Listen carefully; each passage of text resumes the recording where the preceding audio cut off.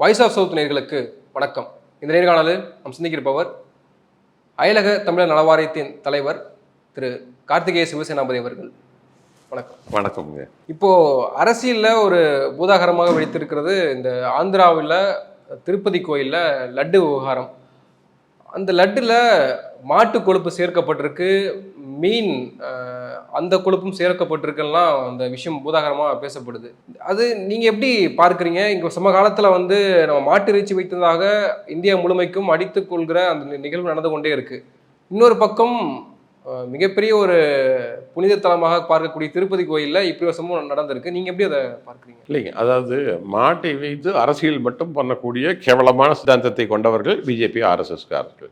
ஆனால் அந்த பாரம்பரிய கால்நடைக்கோ அந்த மாட்டினங்களுக்கோ எதுவுமே செய்யலை. அதை தனியாருக்கு தாரை வைப்பதற்கான அத்தனை வேலையும் செய்து கொண்டிருக்கிறார்கள்.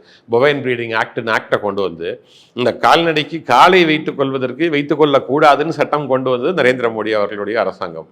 மாடுன்னு பேசுகிறாங்களோ தவிர ஒரு நாள் கூட இந்த கடந்த 10 வருட காலமாக 11வது வருடத்தில் கூட நேட்டிவ் கேட்டலுக்கு நித்தி ஆயோக் பிளானிங் கமிஷனில் ஒரு கன்சல்டேஷன் நடத்தியது கிடையாது. இதே யூபிஏ கவர்மெண்ட் இருக்கும்போது வருஷத்தில் ஒரு கன்சல்டேஷன் நடக்கும். நாங்கள்லாம் இன்வைட் பண்ணப்படுவோம். நாங்கள் டெல்லி போயிருக்கோம், நிறையா திட்டங்களை கொடுத்துருக்கோம். அந்த திட்டங்களை யூபிஏ அரசும் மாநில அரசுகளும் அமல்படுத்தி இருக்கிறது. அதை வைத்து தான் நம்ம ஈரோடு மாவட்டத்தில் இருக்கக்கூடிய பர்கூர் மலையில் பர்கூர் மலை மாடுகளுக்காக ஒரு சென்டர் கொண்டு வந்தோம். புலிகுளத்தில் மதுரைக்கு அருகே சிவகங்கை மாவட்டத்தில் புலிகுளத்திலே ஒரு சென்டரை கொண்டு வந்தோம். National bureau of animal genetic resources கூட சேர்ந்து. இப்படி எந்த அக்கறையும் இல்லாமல், மாடுகளை பற்றி கவலை இல்லாமல், மாட்டு இனங்களை பற்றி கவலை இல்லாமல், மாட்டை வைத்து கீழ்த்தரமான அரசியல் செய்யக்கூடியதான் இந்த பாஜகவுடைய சித்தாந்தம் என்பது ஊரே அறிந்த விஷயம் ஒரு பக்கம். இன்னொரு பக்கம் இவங்க இப்போ மாடு திருப்பதியில் இருக்கக்கூடிய லட்டுங்கிறது இப்போ பல பேர்த்துக்கு அது பெரிய நம்பிக்கை சார்ந்த ஒரு விஷயம். அது இப்போ அதை கிண்டல் செய்வதோ, அதை மோசமாக பேசுவதோ, இப்போ எப்படி கறி சாப்பிடக்கூடியவர்கள்ட்ட போய் நீ சைவம் தான் சாப்பிடணும், நீ கறி சாப்பிடக்கூடாது என்பது பெரிய அயோக்கியத்தனமோ, அதே போல் என்னுடைய நம்பிக்கையின் பேரில் நான் சைவ உணவு தான் சாப்பிடுவேன்னு சொல்கிறவங்ககிட்ட போய் நீங்கள் கறி சாப்பிடுங்க, அதில் போய் சாப்பாட்டை கலப்பது அது கேவலமான விஷயம். அது ரெண்டையுமே என்றைக்குமே செய்யவே கூடாது. பிரச்சனை இந்த கறி சாப்பிடக்கூடியவர்கள் என்றைக்குமே ரொம்ப சென்சிட்டிவாக அசைவ சாப்பிட மாட்டேன்னு சொல்கிறவங்கள யாரையுமே போய் நீங்கள் சாப்பிடுங்கன்னு சொல்லி ரகலை பண்ணி நம்ம பார்த்துருக்கவே முடியாது. ஆனால் இந்த சைவ சாப்பிடக்கூடியவர்களுக்கு மட்டும் ஒரு நினப்பு இருக்கிறது தான் உயர்ந்தவன்னு சொல்லி. இது எல்லா சமுதாயத்திலையும் இருக்குது. இது உயர்ந்த தட்டில் மட்டும் கிடையாது. ஒரே சமுதாயத்தில் பிற்படுத்தப்பட்ட சமுதாயத்தில் கூட, தாழ்த்தப்பட்ட சமூகங்களிலும் கூட நான் பார்த்துருக்கேன். இந்த சைவம் நான் சனிக்கிழமை அன்னைக்கு சாப்பிட மாட்டேன். ஏன் அது என்ன தப்பா? இது நமக்குள்ள ஊட்டப்பட்ட ஒரு பிரச்சனை. கறி சாப்பிடணும். கறி சாப்பிட்டா தான் மூல வளர்ச்சி இருக்கும். அனிமல் புரோட்டீன் எல்லா மனுஷனுக்கும் தேவை. கறி சாப்பிட மாட்டேன்னு சொல்லக்கூடிய சமணர்கள், சில பிராமணர்கள்லாம் பார்த்தீங்கன்னா நிறைய பன்னீர் சாப்பிடுவாங்க, நிறைய நெய் சாப்பிடுவாங்க, நிறைய தயிர் எடுத்துக்குவாங்க. ஏன்னா animal protein as a substitute உள்ளே போயிட்டே இருக்கணும், டெய்லி போயிட்டு இருக்கணும். புரோட்டீன் ஃபேட் மாதிரி உடம்புல போய் அது நின்றுக்காது. புரோட்டீன் இன்னைக்கு போச்சுன்னா அது அடுத்த நாள் புரோட்டீன் வெளியில் வந்துடும். ஸோ அதனால அந்த புரோட்டீனை எப்படியோ விதத்தில் சாப்பிடணும். இது ஒரு பக்கம்.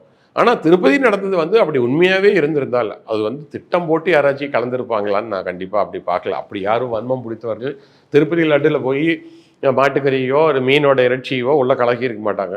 எங்காச்சும் அந்த பை ப்ராடக்ட்ஸில் இந்த ப்ராடக்டை அது பேக் ஆகி வரக்கூடிய இடங்களில் அப்படி நடந்திருக்கலாமோ தவிர அது என்னன்னு சொல்லி அரசு ஆய்வு பண்ணி கொடுக்கணும்.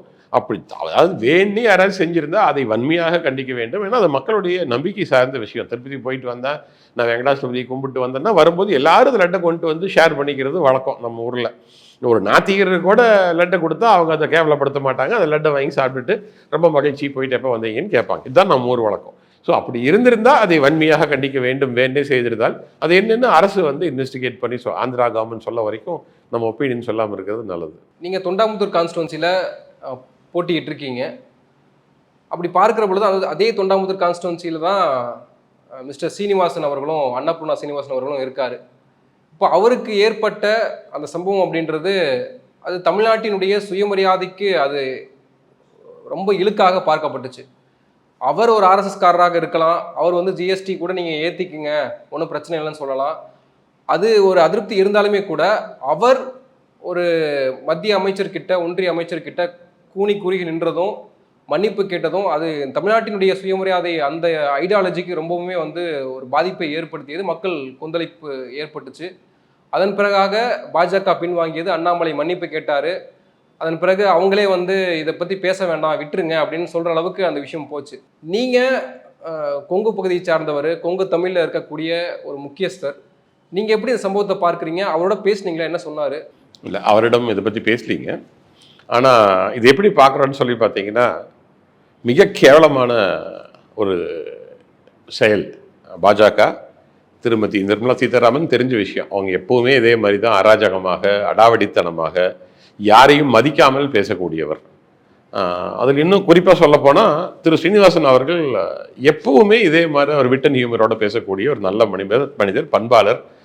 எல்லாத்துக்கும் அவர் இருந்தாருனாலே அந்த இடத்துல சுற்றி உட்காந்துருந்தீங்கன்னா எல்லாம் சிரிச்சுக்கிட்டே இருக்கணும். அந்த மாதிரி ரொம்ப அழகாக பேசக்கூடிய ஒரு நபர்.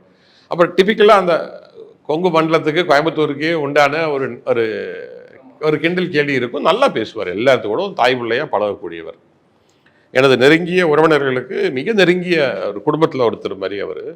அது மட்டும் இல்லாமல் பல வருடங்களாக நன்கு அறிவேன். நீங்கள் சொன்ன மாதிரி நான் போட்டியிட்ட தொண்டாமுத்தூர் தொகுதிக்குள்ளேயே வாழக்கூடியவர். அவர் வீடு அங்கே தான் இருக்குது.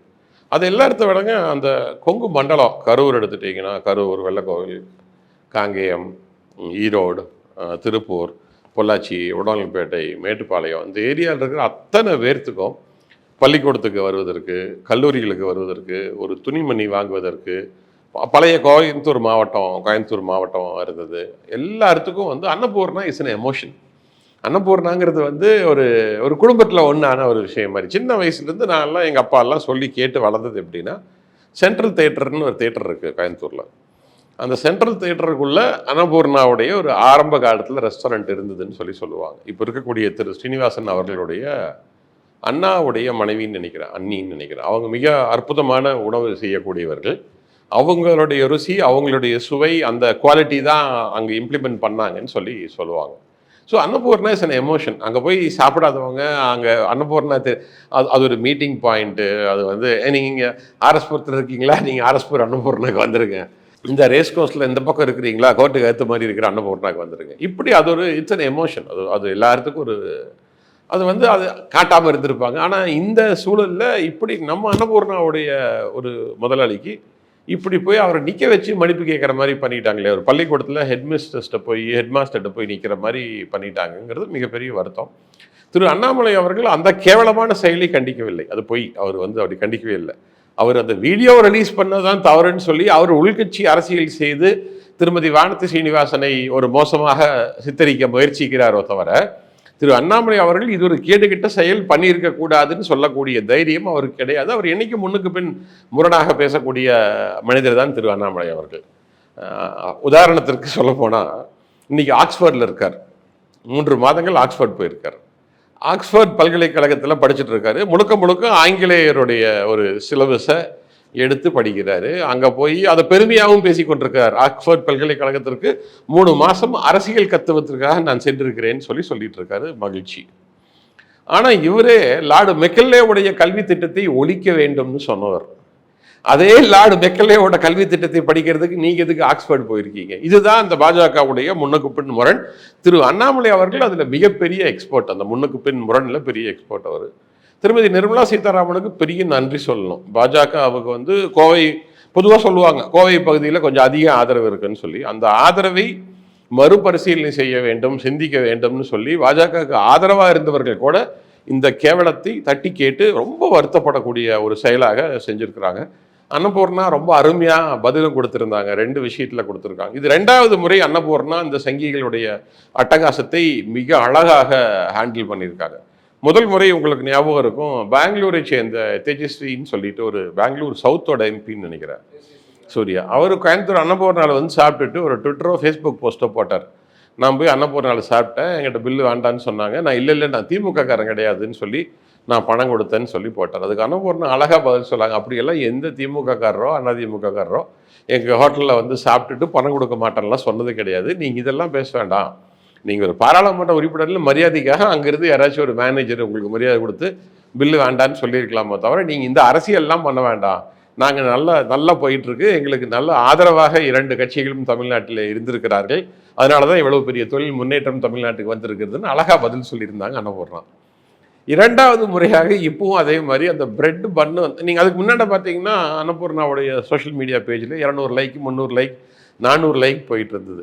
இன்னைக்கு 3 லட்சம் வியூ 4 லட்சம் வியூ போகிற அளவுக்கு திரு ஹெச் ராஜா அவர்கள் எப்படி தந்தை பெரியார் அவர்களை பேசி பேசி பேசி இளைஞர்கள்ட்ட கொண்டு போய் சேர்த்தாரோ, அதே போல் உலகம் முழுவதும் அன்னபூர்ணாவுக்கு பிராண்டிங்க்கு யாரும் தேவையில்லை. அவங்க குவாலிட்டி, அவங்க இருக்கக்கூடிய 50-60 வருட காலமாக செய்யக்கூடிய தொழிலே போதும் அவங்களுக்கு. இருந்தாலும் இனி புதுசாக வர்றவங்களாம் அன்னபூர்ணாவில் போய் நின்று சாப்பிட்டுட்டு ஒரு ஃபோட்டோ எடுத்து அன்னபூர்ணாவில் நான் பன் சாப்பிட்டேன், அன்னபூர்ணாவில் மசால் தோசை சாப்பிட்டேன்னு சொல்கிற அளவுக்கு பண்ணதுக்கு திருமதி நிர்மலா சீதாராமன் அவர்களுக்கு நன்றி சொல்ல வேண்டும். இதில் இப்போ நீங்கள் சொல்கிறீங்க இல்லையா, ஒரு முக்கியமான ஒரு நபராக இருக்கார், அந்த பகுதியை சார்ந்த எல்லாருக்கும் அறியப்பட்ட ஒரு நபர், அவர் எமோஷனாக இருக்குது. அப்படிப்பட்ட ஒரு நபரை நம்ம இப்படி செஞ்சோம், இல்லை வீடியோ பதிவு எடுத்து நம்ம வெளியில் விட்டோம்னா நமக்கு ஒரு பின்னடைவு ஏற்படும், அரசியல் ரீதியாக ஒரு நெருக்கடி ஏற்படும் அப்படின்றது அண்ணாமலைக்கும் வானதி சீனிவாசனுக்கும் தெரியாமையா இருக்கும். திரு அண்ணாமலை அவர்கள் அந்த விஷயத்தில் இருந்திருந்தால் இதை ஒரு வேலை செய்யாமல் இருந்திருக்கலாம். ஆனால் பொதுவாகவே இந்த வலதுசாரிகள், இந்த நம்ம சங்கிகள்னு அன்பாக சொல்லக்கூடியவர்கள் இருக்காங்க இல்லைங்களா, அவங்களுடைய ஐக்கியூ ரொம்ப கம்மி தான். அவங்களுக்கு வந்து இன்டெலிஜென்ட் கோஷன்ட் வந்து ரொம்ப கம்மி. அவங்களுக்கு வந்து ஒரு பிலீஃப் சிஸ்டம் இருக்குது, நம்ம பண்ணுறதெல்லாம் சரி, நம்ம பெரிய புத்திசாலின்னு அவர்களை நம்பக்கூடியவர்கள். அது ஒரு மன நோய். அது எப்படின்னு சொல்லி பார்த்தீங்கன்னா, நமக்கு அறிவு கம்மியாக இருக்கிறது என்பதை அறிந்து கொள்வதற்கு ஒரு அறிவு வேண்டும். அந்த அறிவு அவங்களுக்கு கிடையாது. அதனால வந்து அவங்களாம் நம்பிக்கிறாங்க நம்ம பண்ணுறதெல்லாம் சரி, பாக்கி பேர் எல்லாருமே முட்டாள். இப்போ அறிவு இருக்கிறவன் எப்படி சிந்திப்பான்னு சொல்லி பார்த்தீங்கன்னா, ஒருவேளை நம்மகிட்ட தவறு இருக்கும்போது சிந்திச்சு பார்ப்பான். இப்போ திராவிட சித்தாந்தத்தை ஆதரிக்கக்கூடியவன், கம்யூனிஸ்ட் சித்தாந்தத்தை ஆதரிக்கக்கூடியவன், காங்கிரஸ் கட்சியை ஆதரிக்கக்கூடியவர்கள் எல்லாரும் படிப்பார்கள், புத்தகங்களை படிப்பார்கள், அறிவை வளர்த்தி கொள்வார்கள், அடுத்தவரிடத்திலிருந்து என்ன கற்றுக்கொள்ள முடியும் என்பதை பார்ப்பார்கள். இவங்க எந்த புத்தகமும் படிக்க மாட்டாங்க. இவங்களுக்கு ஒரு பிலீஃப் சிஸ்டம் இருக்கும். அந்த பிலீஃப் சிஸ்டமில் வரக்கூடிய வாட்ஸ்அப் செய்திகளையோ இது போன்ற விஷயங்களை இவர்களே நம்பிக்கொண்டு மகிழ்ச்சியாக வாழக்கூடிய ஒரு வலதுசாரிகள். இவர்களுக்கு அந்த சிந்திக்கக்கூடிய அறிவு ரொம்ப கம்மியாக இருக்கும். அதனால இவங்க என்ன பண்ணுவாங்கன்னு சொல்லி பார்த்தீங்கன்னா, இதுதான் சரியான முடிவு, அவங்க ஒரு பாடம் கற்பிக்க வேண்டும்னு சொல்லி செய்த முயற்சி. இதெல்லாம் வட இந்தியாவில் வாவ் என்ன மாதிரி பண்ணியிருக்காங்கன்னு கொண்டாடுவாங்களோ தவிர, தமிழ்நாட்டில் இப்படி திரு சீனிவாசன் அவர்களை வந்து கேவலமாக நடத்தியதை ஒருபோதும் மக்கள் இங்கே வந்து மதியோதர் வாசல் மிதியாதேன்னு சொல்லக்கூடிய தமிழ்நாட்டில் யாரும் இதை ஏற்றுக்கொள்ள மாட்டார்கள். வலதுசாரிகளே பாஜகவை ஆதரிக்கக்கூடியவர்கள் கூட பலர் இனிமேல் இவங்களை ஆதரிக்கக்கூடாது, இப்படி வந்து ஒரு உயர்ந்த மனிதரை கோயம்புத்தூரோட தமிழ்நாட்டிலேயே one of the most important persons திரு ஸ்ரீனிவாசன் அவர்கள், அவரை வந்து இவங்க வந்து இப்படி கேவலப்படுத்தியிருக்காங்க அப்படின்னு சொல்லிட்டு பாஜகவை நம்ம ஆதரித்ததை மறுபரிசீலனை செய்ய வேண்டும்னு சிந்திக்கிறவங்கெல்லாம் வந்து இன்னைக்கு சிந்திச்சு வெளியே வர ஆரம்பிச்சிட்டாங்க. இந்த அன்னபூர்ண விவகாரத்தில் மிஸ்டர் சீனிவாசன் தான் அவராக தான் முன் வந்து அவராக டைம் கேட்டு தான் வந்து மீட் பண்ணதை தவிர நாங்கள் அழைக்கல அப்படின்ற ஒரு வாதம் முன்வைக்கப்படுது. இன்னொன்று வானதி அவர்கள் ப்ரெஸ் மீட்டில் வந்து சொல்கிறாங்க அவரும் ஒரு ஆர்எஸ்எஸ் காரர் தான் அப்படின்னு அவரே சொன்னார் அப்படின்னு சொல்கிறாங்க. அப்போ இந்த ஸ்டேட்மெண்ட்ஸ்லாம் ஏன் அவங்க சொல்லணும்? இல்லை, அதாவது the whole idea of calling for a meeting consultation வந்து உங்களுக்கு என்ன பிரச்சனையோ அந்த பிரச்சனைகளை எங்களிடத்தில் எடுத்து சொல்லுங்கள், அந்த பிரச்சனைகளுக்கு ஒரு தீர்வு சொல்கிறோம் நாங்கள் அப்படிங்கிறது தான் ஐடியா.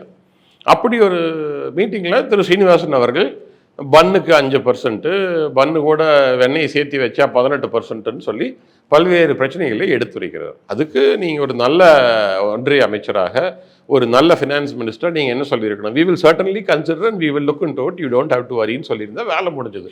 அது அழகாக பேசிட்டு இன்றைக்கி நானும் உங்கள் ரெஸ்டாரண்ட்டில் வந்து சாப்பிட வர்றேன், இப்போ நான் அந்த இடத்துல ஒன்றிய அமைச்சர் வந்துட்டு தான் இதுதான் பதில் சொல்லியிருப்பேன். அண்ணா ஐயா உங்கள் ரெஸ்டாரண்ட்டுக்கு நானும் இன்றைக்கி வர்றேன், வந்து அந்த அங்கே இருக்கக்கூடிய அனான்மலி நான் பார்க்குறேன், அந்த ஜிஎஸ்டி இஷ்யூஸ் நான் புரிஞ்சுக்கிறேன், ஒரு நல்ல வாய்ப்பு, அதுவும் சைவம் சாப்பிடக்கூடிய இடம் தான், அதில் திருமதி நிர்மலா சீதாராமனுக்கு ஒன்றும் பிரச்சனையும் கிடையாது. அது வந்து இப்போது குப்பண்ணாவோ இல்லை அந்த மாதிரி அசைவம் கொடுக்கக்கூடிய ஒரு ரெஸ்டாரண்ட் கிடையாது. போய் சாப்பிட்டுட்டு அவர் ஓடு இருந்திருந்தால் அதை எப்படி ஒரு பொலிட்டிக்கல் மைலேஜாக மாற்றிருக்க முடியும்னு சிந்திக்கக்கூடிய அறிவு அவர்களுக்கு கிடையாது. ஏன்னா மனசுக்குள்ள வன்மமும் என்னை எதிர்த்து உனக்கு கேள்வி கேட்கறதுக்கு துணிச்சல் யாரு கொடுத்தது அப்படிங்கிற ஒரு 2500 வருஷம் ஒரு மனப்பான்மை இருக்கு இல்லைங்களா அவங்களுக்கு, அந்த மனப்பான்மை தான் அவர்களுக்கு பிரச்சனை. இல்லை ஆரம்பத்தில் ஒன்று சொன்னீங்க இல்லையா, இப்போ அந்த மனப்பான்மை பாஜக சார்பு நிலையில் இருந்தவர்கள் கூட இப்போ வந்து யோசிக்க ஆரம்பிச்சிட்டாங்க, இனிமேல் நம்ம பாஜக நிலைப்பாட்டுக்கு போகக்கூடாதுன்ற அப்படி அந்த மைண்ட் செட் வந்து இப்போ கொங்கு பகுதியில் உருவாயிருக்குன்னு நினைக்கிறீங்களா?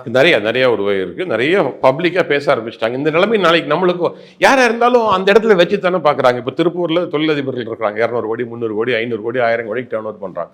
ஈரோட்டில் தொழிலதிபர்கள் இருக்காங்க. அவங்களாம் எப்படி பார்க்குறாங்கன்னா, சீனிவாசன் அண்ணனுக்கு நடந்தது நமக்கு நடக்கிறதுக்கு எவ்வளோ நேரம் ஆகும், நம்மளுக்கு யாராக இருந்தாலுங்க ஒரு அரசியல் கட்சியில் இருக்கோம், ஒரு அமைப்பில் இருக்கோம், நம்மளைய மதிக்கலின்னு வச்சுக்கலாம், அந்த இடத்துல கேவலமாக நிற்க வைக்கிறாங்க, நம்மளை உட்கார வைக்கல, நம்மளை ஒரு மோசமாக நடத்துகிறாங்க அப்படின்னா யாருமே வந்து அந்த இடத்துக்கு போகிறத விரும்ப மாட்டாங்க. அவருக்கு நடந்தது நமக்கு நடப்பதற்கு எத்தனை நாள் ஆகும்னு யோசிச்சு பார்ப்பாங்க. அப்போ ஒரு பயம் வந்துடுது. அதுவும் நிறைய ஆதரவு கொடுத்தாங்க. திரு அண்ணாமலை அவர்கள் வந்து மிரட்டியே அந்த என் மண் என் மக்கள் இதப்பெல்லாம் வந்து நிறைய பேர்ட்ட போட்டு மிரட்டி உங்களுக்கு அது பண்ணுவேன் இது பண்ணுவேன்னு சொல்லி வசூல் செஞ்சுட்டு இருந்தாருன்னு சொல்லி பல்வேறு குற்றச்சாட்டுகளை நம்ம கேட்டிருக்கோம், பார்த்துருக்கோம். தேர்தல் அப்போ அப்படித்தான் வசூல் வேட்டை மட்டுமே நடந்தது. அவர் என்னமோ அங்கே பாராளுமன்ற உறுப்பினராக உறுதியாக வந்து விடுவது போலவும் அவர் அமைச்சர் ஆகிவிடுவார் போலவும் எல்லாம் ஒரு பிம்பம் கட்டி அமைக்கப்பட்டது.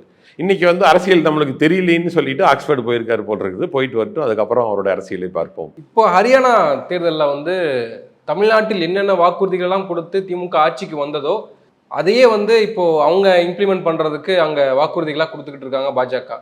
காங்கிரஸ் 2000 ரூபாய் பெண்களுக்கு கொடுக்குறோம்னு சொன்னால் பாஜக 2100 ரூபா நாங்கள் கொடுக்குறோன்னு சொல்கிறாங்க. கிராமப்புறங்கள்லேருந்து பெண்கள் கல்லூரிக்கு போகிறதுக்கு ஸ்கூட்டி கொடுக்குறோம் அப்படின்னு சொல்கிறாங்க. இந்த வாக்குறுதிகள் எல்லாமே ஏற்கனவே இங்கே கொடுத்து சக்ஸஸ்ஃபுல்லாக முடித்து இப்போ ஆட்சி பொறுப்பில் திமுக இருக்குது. இப்போ அதையவே பின்பற்றுறாங்க இல்லையா? இன்னொரு பக்கம் இங்கே அந்த அந்த அறிக்கையை வெளியிட்ட பிறகு பாஜக கடுமையான விமர்சனங்களை முன் வச்சுருந்தாங்க.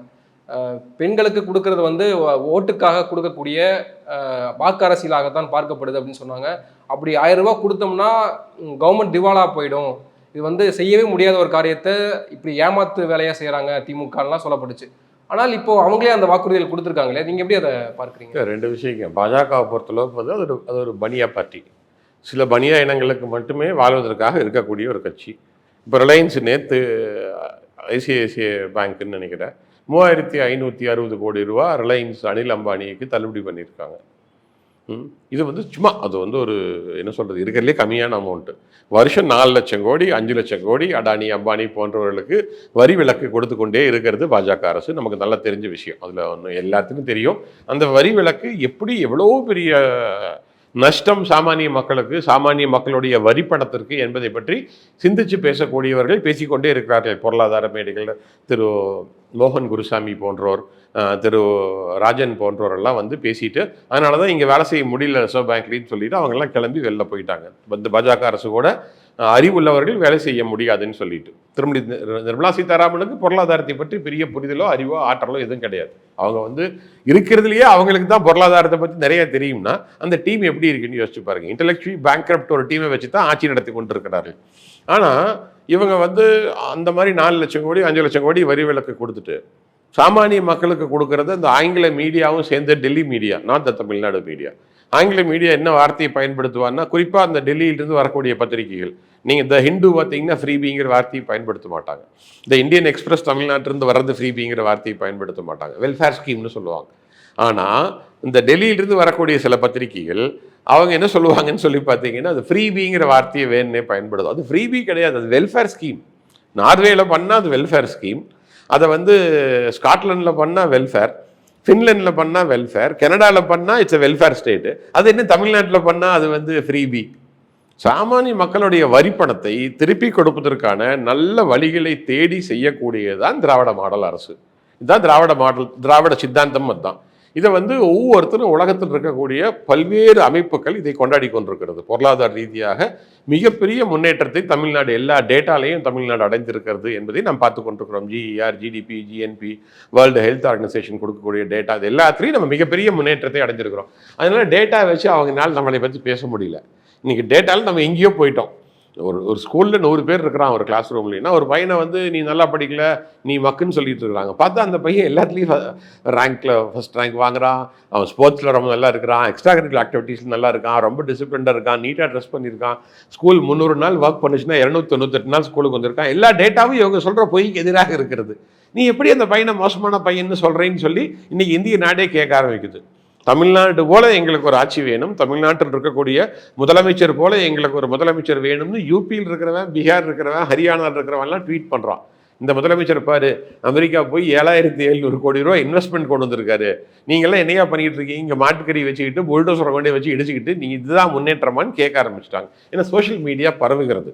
இந்த ஏட்டை வந்து மறைச்சு வச்சுக்க முடியாது. சோஷியல் மீடியாவில் நிறைய பரவ ஆரம்பிக்குது. ஸோ அதனால வந்து அவங்க தமிழ்நாட்டு மாடலை, திராவிடியன் மாடலை அங்கே எடுத்து செல்கிறார்கள். என்ன கேட்டால் இதுதான் ரைட் டைம். நமது முதலமைச்சர் வந்து ஒரு நேஷனல் ஆஸ்பிரேஷன்ஸுக்கும் போகணும். நமது சித்தாந்தம், நமது கட்சியுடைய சித்தாந்தம் வந்து இந்த தேசிய முன்னணி மாதிரி நம்ம வந்து இப்போ நம்ம வந்து இந்தியா அலையன்ஸ் இருக்கலாங்களா, எல்லா கட்சிகளுக்கும் சித்தாந்த புரிதலையும் நம்மளுடைய சாதனையும் ஆங்கிலத்திலும், ஹிந்தியிலும், பெங்காலியிலும், மராத்தியிலும் பல்வேறு மொழிகளில் நம்ம வந்து வீடியோக்களை உருவாக்கி நம்ம 50 வருட காலமாக 60 வருட காலமாக இந்த முன்னேற்றத்தை எப்படி அடைந்திருக்கிறோம் என்பதை எடுத்து செல்ல வேண்டும். அதற்கு உதாரணம் வந்து டோனி பிளேர் இன்ஸ்டியூட் ஃபார் கவர்னன்ஸ்னு சொல்லிட்டு யூகேல ஒரு அமைப்பு இருக்கிறது. முன்னாள் யூகே பிரதமர் வந்து ஒரு அமைப்பு நடத்துகிறார்.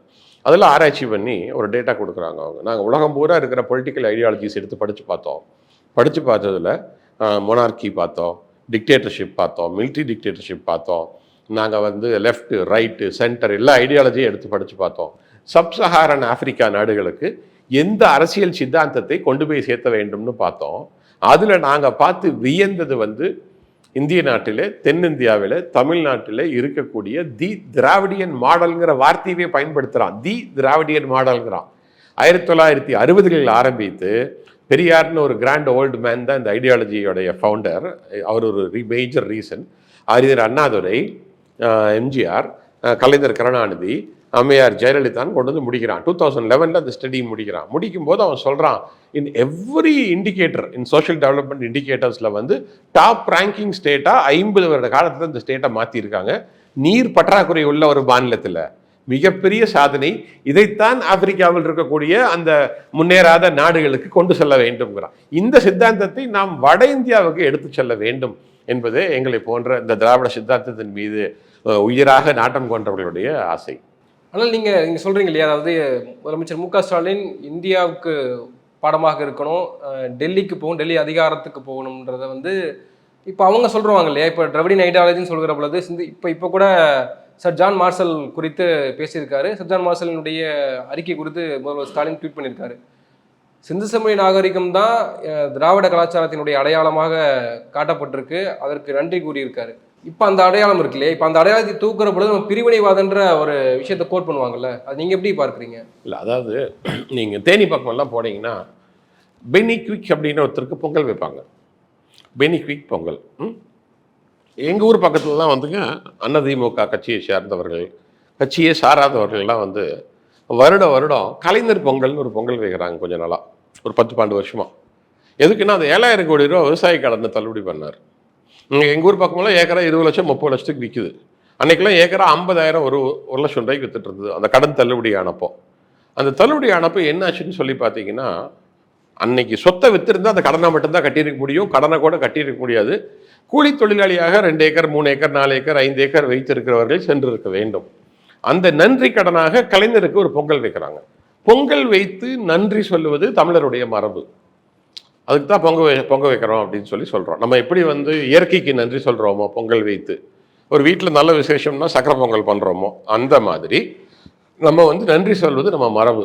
அப்படி பென்னி குவிக் அவர்களுக்கு தேனி மாவட்டத்தில், அந்த மதுரை மாவட்டத்தில் சில பகுதியில் பொங்கல் வைத்து நன்றி சொல்வது அந்த பகுதியில் இருக்கக்கூடிய மக்களுடைய மரபு. என்ன காரணம்னா, நமக்கு நீரை கொடுத்து வாழ்வாதாரத்தை உருவாக்கியவர். வாழ்வாதாரத்தை கொடுத்த திரு பென்னி குவிக் அவர்களையே அப்படி கொண்டாடுகிறோம் என்றால், நமது இன அடையாளத்தை நமக்கு மீட்டெடுத்து கொடுத்த திரு ஜான் மார்ஷல் அவர்களை எப்படி கொண்டாட வேண்டும்? நமது இன அடையாளம், அது நம்ம இனத்தோட அடையாளம். இவங்க வந்து திரு ஜான் மார்ஷல் அவர்கள் 1924ஆம் வருடம் சிந்துவெளி நாகரீகம் கண்டுபிடிக்கப்பட்டதுன்னு சொல்ல வரைக்கும் இவர்கள் சொல்லி வந்த கதை இந்திய நாட்டின் கலாச்சாரம் வேத காலத்திலே தொடங்குகிறது. ஸ்டாலின் அதை குறிப்பிடாரு, ஆரியத்திற்கு முன்பாக எங்களுடைய கலாச்சாரம் என்பது ஆரியத்திற்கு முன்பான கலாச்சாரம்னு சொல்றாரு. Aryan is a race, Dravidian is a race. ஆரியர்களுடைய புத்தகங்கள் வேதங்கள். நம்ம ஒன்றும் அந்த வேதங்களை தப்புனோம் வேண்டாம்னு சொல்ல வரல. எங்களுக்கு வேண்டாம், உனக்கு பிடிச்சிருந்தா நீ வச்சுக்கோ, வேண்டான்னு சொல்ல. எங்களுக்கு தொல்காப்பியம் இருக்கிறது, எங்களுக்கு சங்க இலக்கியம் இருக்கிறது, எங்களுக்கு திருக்குறள் இருக்கிறது, எங்களுக்கு பக்தி இலக்கியம் இருக்கிறது.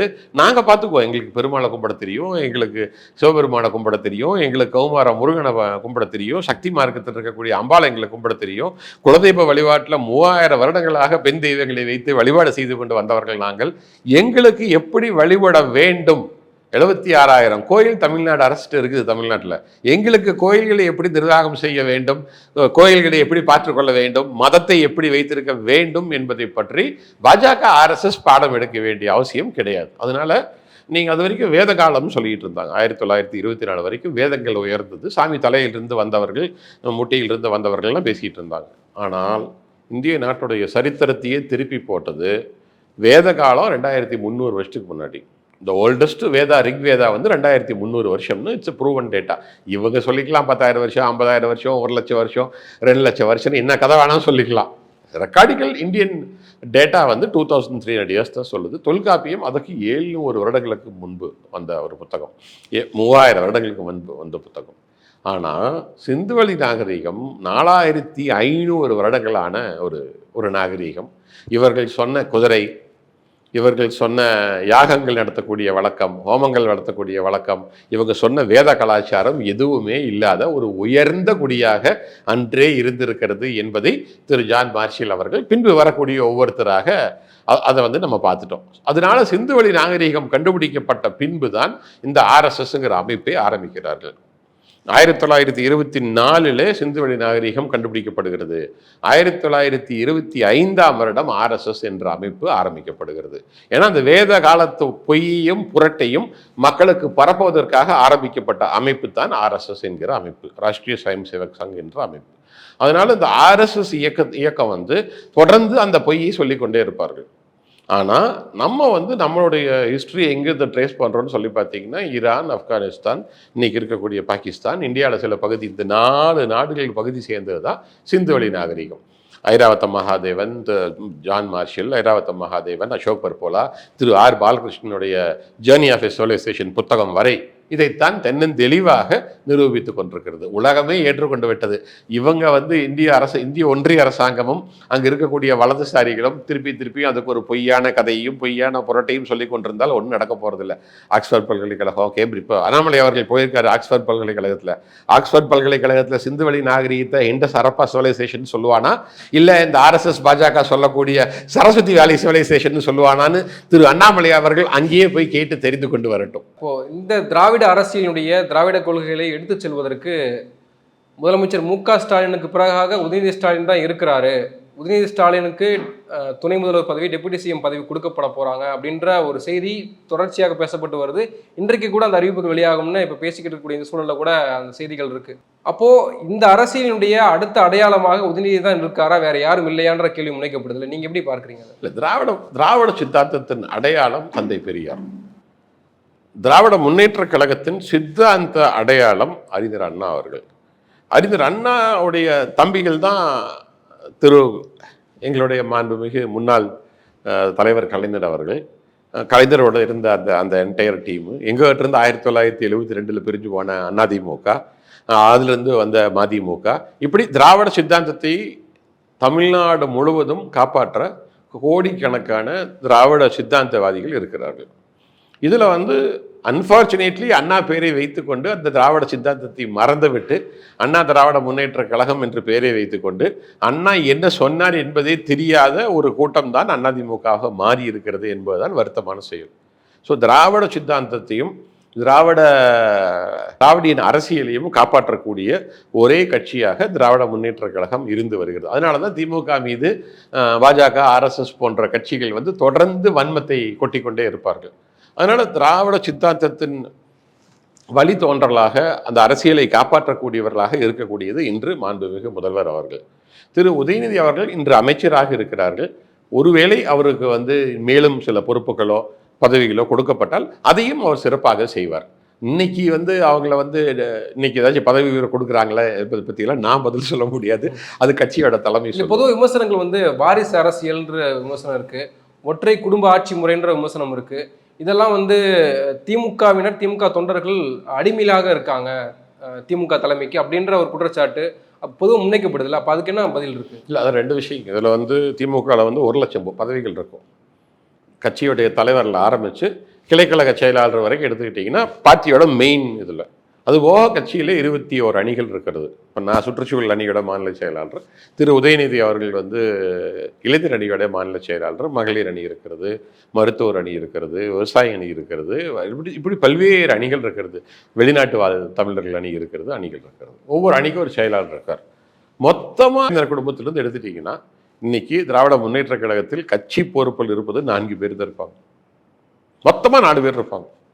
அதுக்காக அவங்க வந்து இருக்கிறதுலையே பவர்ஃபுல் பொசிஷன் இருக்காருன்னா தலைவர் அவர்கள் 55-60 வருட கால உழைப்புல தான் வந்து இன்னைக்கு தான் உட்காந்துருக்கார். அவர் முந்தானேத்து கட்சி ஆரம்பிச்சு அடுத்த நாள் வந்து அவர் ஆட்சிக்கு வந்து உட்காரல. இல்லை, முந்தானேத்து கட்சியில் சேர்ந்துட்டு அவர் வந்து முதலமைச்சராக இன்னைக்கு வந்து உட்காரல. அவர் வந்து 12 வயது சிறுவனாக கோபாலபுரத்தில் வந்து அன்னைக்கே வந்து பெரியாருக்கும் அண்ணாவுக்கும் அங்கே வந்து ஒரு மன்றம் நடத்தி அந்த மன்றத்தின் மூலம் சித்தாந்தத்தை பரப்பி அதற்காக பாடுபட்டு படிப்படியாக அவர் வந்து கிளைக்கழக செயலாளராக இருந்து இளைஞரணி செயலாளராக வந்து இளைஞரணியிலிருந்து அவர் வந்து சட்டமன்ற உறுப்பினராக வந்து மேயராக வந்து அமைச்சராக இருந்து பாடுபட்டு மிசா கைதியாக இருந்து இன்னைக்கு வரைக்கும் வந்து நீங்கள் அமெரிக்கா வந்திருந்தப்ப நீங்கள் பார்த்துருந்தீங்கன்னா தெரியும். அவரை வந்து ஒரு கட்சியோட தலைவராக யாரும் பார்க்குறதே கிடையாது. என்னுடைய இனத்தோட காவலராக, என்னுடைய இனத்தோட ஒரு தலைவராகத்தான் திரு முத்துவேல் கருணாநிதி ஸ்டாலின் நீங்கள் மாண்புமிகு முதல்வர் அவர்களை பார்க்குறாங்க. அங்கே வந்து பார்த்துருந்தீங்கன்னா அந்த யுஃபோரியா தெரியும். எதற்காக அந்த மக்கள் அவரை அப்படி கொண்டாடினார்கள் அத்தனை பேர்த்துக்கும் தெரியும். அமெரிக்காவில் இருக்கும் பொழுது பிற்படுத்தப்பட்ட தாழ்த்தப்பட்ட சமூகங்கள் இருந்தால் மேக்ஸிமம் அங்கே இருக்கிறாங்க, 95% அங்கே இருக்கிறாங்க. அவங்களுக்கெல்லாம் தெரியும். அங்கே போனப்புறம் இங்கிருந்து போகும்போது கூட அவங்களுக்கு தெரியாமல் இருந்திருக்கலாம். இப்போ சிவகங்கை மாவட்டத்தில் பிறக்கிறாங்க, திருப்பூர் மாவட்டத்தில் பிறக்கிறாங்க, திருப்பூர்லேயே படிக்கிறாங்க, கோயம்புத்தூரில் படிக்கிறாங்க, அப்படியே வெளிநாடு போயிடுறாங்கன்னு வச்சுக்கோங்களேன். அங்கே போனப்புறம் அவங்க இருக்கக்கூடிய நிர்வாகங்களில் வட இந்தியாவை சேர்ந்தவர்கள் இருக்கும்போது அங்கே எல்லாருமே உயர்தட்டு மக்களாக இருப்பாங்க. எப்படி நம்மெல்லாம் மட்டும் நம்ம ஊரில் மட்டும் இப்படி பிற்படுத்தப்பட்ட தாழ்த்தப்பட்ட எல்லா சமுதாயத்தை சேர்ந்தவர்கள் இங்கே இருக்கிறோம், அங்கே எப்படி ஒரே ஒரு உயர்தட்டு வகுப்பு மட்டும் வந்திருக்கிறார்கள் வட இந்தியாவில் இருந்து என்ன அப்போ தேடி படிக்க ஆரம்பிக்கிறாங்க. பெரியார் என்ன பண்ணார், நீதி கட்சி என்ன பண்ணுச்சு, டிஎம் நாயர் என்ன பண்ணார், தியாகராஜ செட்டியார் என்ன பண்ணாருன்னு சொல்லி படிக்க ஆரம்பிக்கிறாங்க. படிக்கும் பொழுது அந்த சித்தாந்தத்தின் ஒரே வழித்தோன்றல் திராவிட முன்னேற்ற கழகம் என்பதை புரிந்து கொள்கிறார்கள். அதனால வந்து இதில் வந்து அந்த அரசியல் இருக்கா இந்த அரசியல் இருக்காங்கிறது திராவிட முன்னேற்ற கழகம் யாரை தேர்ந்தெடுக்க வேண்டும், யார் கட்சியின் தலைவராக வேண்டும், யார் கட்சியின் பொதுச் செயலாளர் ஆக வேண்டும் என்பது கட்சியுடைய இட்ஸ் பேஸ்ட் ஆன் எங்களுக்கு என்ன தேவையோ அதை நாங்கள் பார்த்துக்கிறோம். அது கட்சிக்காரர்களே முடிவு செய்ய வேண்டிய விஷயம். திராவிட முன்னேற்ற கழகத்தின் மேனிஃபெஸ்டோ தேர்தல் அறிக்கையை படித்து பார்த்து விட்டு தான் பொதுமக்கள் வாக்களிக்க வேண்டும். பொதுமக்களுக்கு தேர்தல் அறிக்கை தான் மேட்டரோ தவிர கட்சியில் யார் தலைவராக வர்றாங்கிறத திராவிட முன்னேற்ற கழக கட்சி பார்த்து கொள்ளும். அதனால அதை பற்றி இவர்கள் வெளியே இருக்கக்கூடியவர்கள் வருத்தப்பட வேண்டிய அவசியம் கிடையாது. இல்லை, கட்சி முடிவு பண்ணும், முதலமைச்சர் முடிவு பண்ணுறா, அவங்களுடைய தனிப்பட்ட விருப்பம், ஆட்சிக்கு எது சிறந்ததோ அதை செய்கிறாங்க அப்படின்றது அது ஓகே. ஆனால் இப்போ இருக்கக்கூடிய இளைஞர்களுக்கு ஒரு பார்வை இருக்கும் இல்லையா? நீங்கள் சொன்னது போலவே இளைஞரணி செயலாளராக உதயநிதி அவர்கள் இருக்கார். இப்போ அவருக்கு மேலாக அவரோட வயதில் மூத்தவர்கள் நிறைய பேர் இருக்காங்க. இப்போ நீங்கள் உட்பட நிறைய பேர் வந்து கட்சியில் பணியாற்றக்கூடிய நபர்கள் இருக்காங்க. இப்போ அவர்களை வைத்துக்கொண்டு ஏன் உதயநிதிக்கு அந்த முக்கியத்துவம் கொடுக்கப்படுகிறது அப்படின்ற ஒரு கேள்வி இருக்குல்ல, அதுக்கு என்ன? இல்லை, அப்படி முக்கியத்துவம் கொடுக்கப்பட்டால் அதை பற்றி பேசுவோம். அதாவது திமுக வந்து ஒரு என்ன சொல்கிறது, ஒரு மடம் கிடையாது ஐ அப்பாயிண்ட்டும் அப்படின்னு சொல்கிறதுக்கு. நீங்கள் வந்து மந்திரியை அப்பாயிண்ட் பண்ணுறதுக்கு சீஃப் மினிஸ்டருடைய ப்ரெரோகேட்டிவ். சட்டமன்ற உறுப்பினராக தேர்ந்தெடுக்கப்பட்டிருந்தால் இப்போ உங்களே கூட மந்திரி ஆக்கலாம். நாளைக்கு காலைல 6 மாதத்துக்குள்ளே உங்களுக்கு ஒரு தொகுதி கொடுத்து நீங்கள் அந்த தொகுதியில் வெற்றி பெற்று திரு காமராஜர் அவர்கள் வந்து வேலூரில் வந்து எப்படி குடியாத்தத்தில் வேலூரில் நின்று போட்டிக்கிட்டு முதலமைச்சர் ஆகிட்டு அதுக்கப்புறம் தேர்தலில் நின்னாரோ அதே மாதிரி யார் வேணாலும் நிற்கலாம். ஆனால் கட்சியில் அதுக்கு மேலே அவருக்கு பொறுப்பு கொடுக்கப்பட்டால் அது கட்சியோட பொதுக்குழு கூட்டி செயற்குழு கூட்டி தான் நடைபெறும். முழுக்க ஜனநாயக ரீதியாக இருக்கக்கூடிய ஒரு கட்சி திராவிட முன்னேற்றம். இன்னைக்கு வரைக்கும் கிளைக்கழக செயலாளர் இருந்து ஒன்றிய செயலாளர் இருந்து மாவட்ட செயலாளர் கட்சியோட தலைவர் வரைக்கும் தேர்தல் அனௌன்ஸ் பண்ணி கட்சி தலைவருக்கு மட்டும் இது வரைக்கும் யாரும் தேர்தலில் ஏற்று நின்னதில்லை. அது போக அத்தனைக்கும் தேர்தலில் நின்று தேர்தல் நடத்தி அந்த தேர்தலுடைய ரிசல்ட்டை பேஸ் பண்ணி தான் கட்சியோடைய தலைவரே தேர்ந்தெடுக்கிறோம். அதனால ஜனநாயகம் முழுதாக இருக்கக்கூடிய ஒரு கட்சியாக தேர்தல் ஆணையமே திராவிட முன்னேற்ற கழகத்தை பாராட்டி இருக்கிறது. அப்படி இருந்தால் கட்சியுடைய மெஜாரிட்டியோட உணர்வு என்னவோ அந்த உணர்வின் பிரதிபலிப்பாக என்ன வந்தாலும் அதை கட்சியில் இருக்கக்கூடியவர்கள் மிக மகிழ்ச்சியாக ஏற்றுக்கொள்வார்கள். நன்றி. நிறைய விஷயங்களை சுவாரஸ்யம் பகிர்ந்துக்கிட்டீங்க. உங்கள் நேரத்துக்கு மிக்க நன்றி. நன்றி.